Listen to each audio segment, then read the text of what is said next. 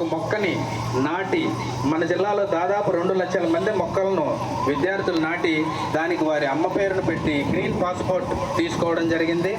తల్లిదండ్రులతో పాటు ఇతరుల్లో కూడా ఈ నమ్మకాన్ని పెంచడం జరిగింది. సన్షైన్ అవార్డ్స్తో 2025లో అనేక మంది విద్యార్థులకు ప్రోత్సాహకాలు అందించడం జరిగింది.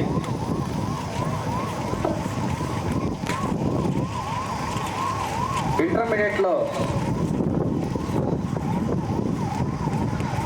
ప్రతి మండలానికి 6 మంది మెరిట్ విద్యార్థుల్ని తీసుకొని వచ్చి వారికి అవార్డులు అందించడం జరిగింది. తర్వాత పాఠశాలలో కూడా చక్కగా యోగా చేస్తూ మధ్యాహ్న భోజనం, రుచికరమైనటువంటి మధ్యాహ్న భోజనం కూడా సన్న బియ్యంతో అందించడం జరుగుతున్నది.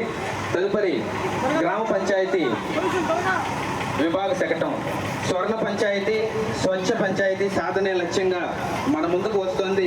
పంచాయతీరాజ్ గ్రామ పంచాయతీ విభాగం వారి శకటం గ్రామ పంచాయతీ పరిపాలనలో విప్లవాత్మకమైనటువంటి మార్పులకు శ్రీకారం చుట్టింది స్వర్ణ పంచాయతీ పోర్టల్. దీని ద్వారా ఇంటి పన్నుల చెల్లింపు పట్టణాల్లో మాదిరిగానే ఆన్లైన్లో చెల్లించేటువంటి విధానం తీసుకొచ్చి